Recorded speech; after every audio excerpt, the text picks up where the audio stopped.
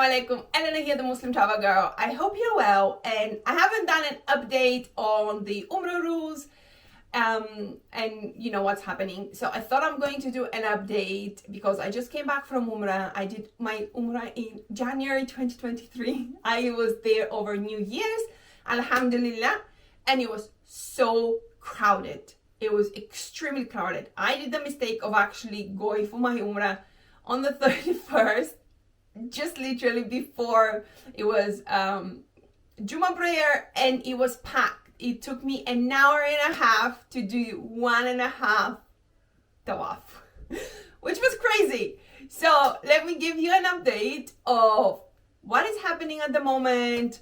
There are a lot of questions that I'm going to cover here. I have a piece of paper with me so I don't forget anything. And of course, if you have any more questions, please let me know in the comments and hopefully I will make a video about that. Right.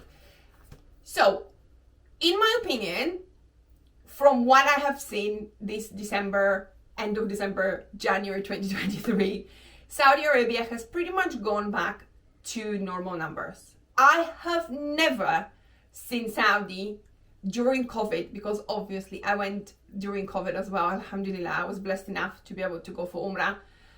It was so nice and quiet, and I have not seen these crowds even before COVID. It was so busy that it's never taken me an hour and a half to basically tawaf. This has never happened in my life. So I feel that Saudi has gone back with normal numbers. I know they wanted to increase their numbers, which is probably what they have started doing. There was no issue with us booking Umrah, etc. And that is my number one topic, is whether we do need the NUSUK app. Now, we didn't have an issue of booking. My husband actually booked his Umrah on the app, and I find that it's very beneficial to book Umrah on the app because it of course gives you yellow, green and red, so you know when it is busy. For this particular Umrah, and this is my experience, did not book on the NUSUK app. I literally just went straight for Umrah, and I wish I had, because I would have seen how red it was just before Juma, and it was such a rookie mistake, and I have no idea why I did it. But this time we did Umrah separately because I didn't want to take my daughter into the Haram, and I am so glad I didn't because it was very, very busy. So for me, I didn't need to book NUSUK app. I didn't get checked at all about it. Pretty simply probably because it was so busy, they wouldn't have had the time to do crowd management if they were to check every single person's app. I personally didn't get asked about NUSUK app. Now, I had this discussion on social media, on Instagram and TikTok, etc. And they were saying that they have been asked. Now, people can have been asked in September or October. They said, oh, I went recently. They didn't give me a timing. But I would say probably about 50-50. It really depends who is going to be guarding, who is going to be at the gate, for them to ask you. Do you need to have it? I would say yes, definitely. If you want to book Umrah and you want to be on the safe side, the process is very easy for you to actually download it and register and have it, right? My experience is I didn't need it. Maybe with everything in Saudi, if I go in 2 days, they will ask me for my permit, and then I will have to show it. However, another thing, and that is my second point that I have on this piece of paper, is Rawdah in Medinah. You definitely need to have NUSUK app and to book your appointment for Rawdah, because otherwise you have very slim chances of getting in. Now, with Rawdah, it's the same process that people have said they don't have availability, and then in an hour there is availability. So I always recommend keep checking the app, because they open availability. If somebody cancels, it obviously goes back online and you can show it shows availability, etc.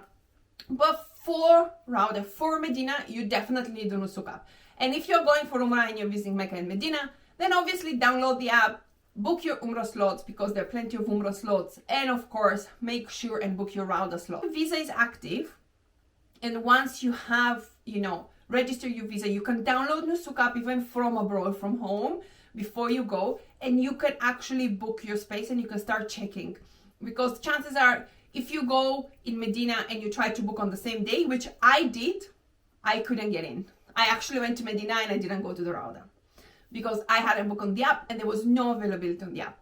Now, another thing is that some apps show availability and other apps don't show availability. Like my husband showed availability, my friends showed availability, my app didn't show availability. I don't know what it works and how they do it and if it's geolocation or what, but unfortunately for me, it didn't work.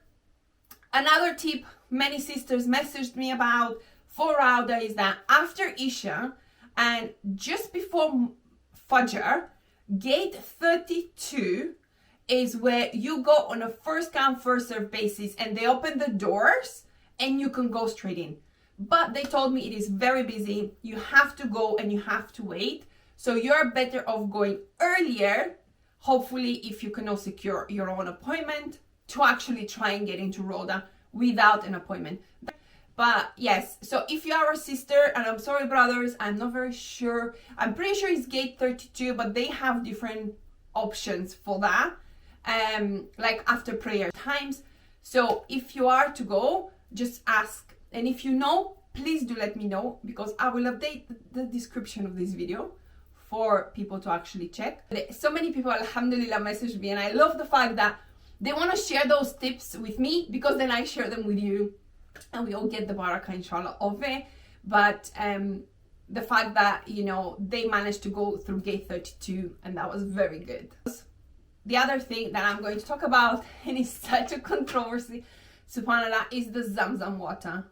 And whether you can take Zamzam with you on a tourist visa or on an Umrah visa.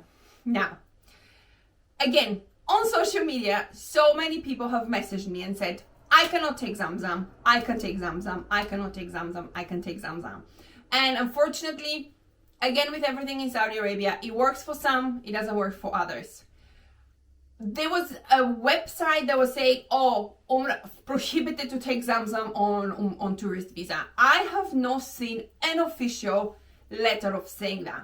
And I am saying it because I actually had a girl that messaged me that they were on a tourist visa and they were begging for Zamzam water. And her husband managed to find a guy who was issuing permits or for the Zamzam. He was some Saudi official for Zamzam and the visas and stuff.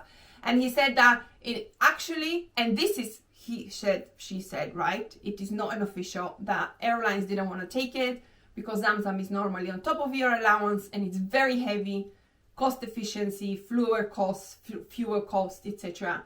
They just didn't want to get, you know, they didn't want to get that much Zamzam water basically, because if they have a full plane of people on a tourist visa who, you know, are technically on a tourist visa, they can do Umrah, they can get Zamzam, then obviously it's much heavier, the plane, and they started refusing to take Zamzam for everyone. About 70% of people I have spoken to have been denied on a tourist visa to get Zamzam. The good option is that some people have managed to show their NUSUK app that they have done Umrah and they got Zamzam. The problem seems to be from Jeddah airport more than Medinah airport. And I think that makes sense because Jeddah airport has a lot more flights, it's a lot busier. And of course, if it is an airline induced route, then that is one place where you will struggle more. Where a lot of people, I would say probably 60-70% actually had success taking it from Medinah airport with no issues, simply because probably they were allowed. And that's the thing. Again, if you go and you buy your Zamzam and you take it to the counter, the check-in desk or the guy even at the Zamzam counter can say yes or no. Unfortunately, it is luck of the draw. There is no one rule dealing with that. And having said that, I flew in January 8th or 9th. I flew to France with Flynas airline, and I'm gonna do a review of this later inshallah on here. But I flew with Flynas, French citizens, most of them, pretty much everybody had a Zamzam bottle of water without issue. So again, they were on tourist visas, but they actually had Zamzam water. So it is luck of the draw. You don't know who's gonna allow you to take Zamzam and who's not gonna allow you to take Zamzam, because I was thinking that it's probably the rules of airlines that are not Saudi Airlines, because FlyNAS is a Saudi airline, Saudi Arabia is a Saudi Airlines is Saudi airline. They would have allowed people, but one girl told me that they weren't allowed even on a Saudi flight to actually take Zamzam in. So again, luck of the draw. Whoever you get, you might be able to get Zamzam, you might not be able to get Zamzam. Unfortunately, I cannot help, because a lot of people messaged me and said, can I take Zamzam? I can't say yes or no, simply because I don't know. You might be lucky, you might be unlucky. On Umrah visas, because they're more expensive, because they're specifically for Umrah, people are allowed to take Zamzam water. Now, if you want to take Zamzam water this badly, you can issue yourself an Umrah visa, but it's much more lengthy, much more costly, and it's not as flexible. Another option I saw somebody do in one of the Facebook groups was actually of them sending the water via cargo. That's another option you can do if you want to buy like 4 or 5 bottles and send them as cargo, and I think he paid about £100 for that. It's another choice. I personally, what I do, I don't take Zamzam this much because alhamdulillah I go more often, but also because it's only me and my daughter, so I don't really share my Zamzam. I know some stores here actually you can buy Zamzam, and I know it's not the same, but they do sell Zamzam, some Asian stores, some Islamic stores. But what I do, I get a small bottle of a liter or 2 500 ml, and I just put them in my suitcase. And alhamdulillah, I've never had an issue with such small bottles. I did the same thing now, because when I came from Mecca, I wanted some Zamzam, but I didn't want to carry the whole bottle. And I just put a small 500 ml bottle in my suitcase and I brought it back. So if I'm fasting, inshallah, and during Ramadan, I can open my fast with it. But that's it. And I've never had an issue. I have had an issue if I took like 2 liters into my suitcase. I did that once in Germany and it leaked. And then they removed my Zamzam from my bottle, from my bag. So, you know, if you cannot get Zamzam and you want this small Zamzam that you obviously can't share with family and friends, but it's for you, then half a liter shouldn't be that much of a problem in each suitcase. And if you do have a family, obviously you can put smaller bottles in everyone's suitcase. But yeah, this is what I would do. This is my trick personally.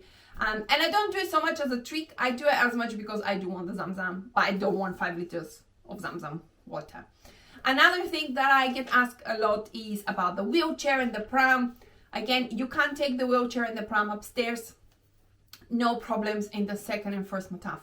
You can take them from the ramps, and I've never had, I saw a lot of wheelchairs and prams this time. So yes, you are allowed to do that. You can also get people to push you if you want. And for Sa'i, there are specific lanes for the wheelchair access. Another thing I really want to touch on, because I get this question asked a lot, is whether we need the vaccines for Umrah. COVID vaccines got removed last year. You do not need to show any certificates. I haven't been asked recently when I flew in. I didn't get asked about the vaccines. Now, another question is the meningitis vaccines. And with regards to the meningitis vaccines, they're not required for the tourist visa. And people are like, show me where does it say it? And the only thing I can guys show you is the fact that when you go to issue your tourist visa, it doesn't say requirement meningitis vaccine. The meningitis vaccine is for Umrah visas. And I do have another video that I'm going to link about the Umrah and tourist visa and their differences. But the meningitis vaccine is actually for Umrah visas. It's just so stuck in people's minds because we've had it for so many years that they keep asking. I did contact the Saudi e-visa portal because they have a contact option, and they said you don't need it, you only need these 5 things, or which were like photo, passport, etc. You don't need meningitis vaccine. If it is not required to issue your visa, then you don't need it. So this is the only thing I can give you guys. You're more than welcome to go and contact them and ask them again, but I contacted them. They sent me a pretty standard reply saying, no, you don't need it. And that was it. Well, actually, they didn't even send me, no, you don't need it. They said, oh, these are the rules. And I'm like, yes, but do you actually require a meningitis vaccine? It's like, these are the rules. There is no requirement for anything above these rules. I have the email somewhere, I believe, or the screenshot. But this was what they said. And again, if it is not in the rules, you actually don't require it. Do you need it and do you want it? I would say if you are going and you are worried and you have elderly with you, definitely do it. You know, if you feel comfortable with doing the vaccine, then do it for your own peace of mind. But for you to enter the country, you actually don't need it. Another thing I would say, talking about illnesses and things like that, get yourself an insurance. Simply, if you have children or elderly and you're worried, you're better covered, not with the insurance from the tourist visa, but also with the, you know, with a higher coverage, basically, insurance. I always travel with insurance because you never know what happens, and I just want that peace of mind that I'm not going to end up with a big bill. And one last one that I have is with regards to Ramadan and Hajj, and when do they close their, you know, their Umrah times for Hajj. They normally close 3 to 4 weeks before Hajj, and they opened last year 3 weeks after Hajj. So just so you know, because people start messaging me now and saying, can I go in July and can I go in May? So 3-4 weeks before Hajj season, before the day of Arafah, and then 3 weeks after Hajj, because they obviously need to prepare the area as well. That's when it is blocked. It's about 6 to 8 weeks when it is blocked, and then after that you can go for Umrah. I personally like it after Hajj simply because it's much quieter and much cheaper on flights and also on hotels, inshallah. And I'm going to do another video on Umrahs and some examples, inshallah. But I do have a lot of done for you packages on muslimtravelgirl.com.